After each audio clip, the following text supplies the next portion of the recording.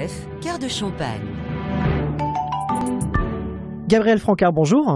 Bonjour Christopher. Merci d'être avec nous, président de RCF Cœur de Champagne, Radio Don RCF, une campagne annuelle qu'on a l'habitude de retrouver fin novembre, une campagne importante pour une radio diocésaine, la radio chrétienne RCF et surtout une radio associative. Radio associative qui est membre d'un réseau important, puissant maintenant, de 64 radios sur toute la France et une partie de la Belgique. Donc le Radio Don a pour objectif chaque année de solliciter la générosité de nos auditeurs, mais pour nous octroyer, nous donner les moyens de continuer à faire une radio de grande qualité. Et c'est très important cette qualité parce que nous savons que il y a de la concurrence d'une part, et deuxièmement, nous savons que si nous sommes écoutés, c'est parce que nous proposons des émissions variées, qu'elles soient de niveau culturel, qu'elles soient de niveau religieux, qu'elles soient scientifiques, mais aussi informatives avec, par exemple, le relais quotidien de Radio Vatican pour les informations internationales qui sont très appréciées. RCF Cœur de Champagne que je préside ici sur le diocèse de Châlons, mais également Reims-Ardennes, nos voisins avec qui nous faisons cette émission 18-19 tous les jours. Et donc, nous avons tous besoin d'avoir les moyens de continuer à payer nos salariés, à payer nos équipements, à moderniser nos équipements, parce que vous le savez tous, la technique va très vite et que nous avons besoin de mettre à jour pour pouvoir continuer à faire des événements. Nous avons besoin d'avoir les moyens financiers d'investir. Une radio généraliste et spirituelle, la radio de nos diocèses en Champagne-Ardenne. Gabriel Francard, il faut le dire aussi qu'une radio associative vit principalement par des dons. Alors oui, les dons représentent en général au moins un tiers de nos recettes. Je précise bien que nos radios associatives à but non commercial bénéficient, comme les radios qui sont laïques, je dirais, bénéficient d'une aide du ministère de la Culture qui s'appelle Fonds de soutien à l'expression radiophonique. Un forfait en gros de 42 000 € plus quelques éléments supplémentaires si on répond à quelques objectifs. Nous avons, comme tous les autres, un soutien sérieux, régulier, fidèle de l'évêché, c'est-à-dire de l'association diocésaine. Et puis après, principalement, ce sont les donateurs qui font la force de notre radio. Et j'en suis vraiment très heureux parce que ça montre bien l'ancrage de cette radio sur son territoire.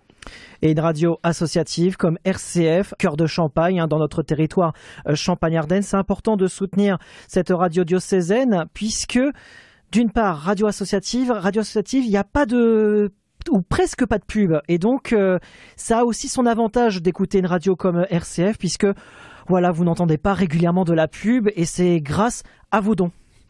Les pubs sont réservées aux radios commerciales, donc nous, c'est pas notre choix. Nous avons malgré tout quelques partenaires sur lesquels de temps en temps nous envoyons des messages. D'ailleurs, vous entendez régulièrement des messages d'intérêt général qu'on récupère au niveau national et on les diffuse parce que, par exemple, en temps de Covid, c'est important de relayer les messages publics qui incitent à la prévention, qui incitent à la sécurité collective. Donc voilà, c'est des messages collectifs qu'on veut bien relayer, qui ne nous rapportent rien, mais qui contribuent à notre mission de service public aussi, que notre radio prenne en charge aussi les grandes causes nationales.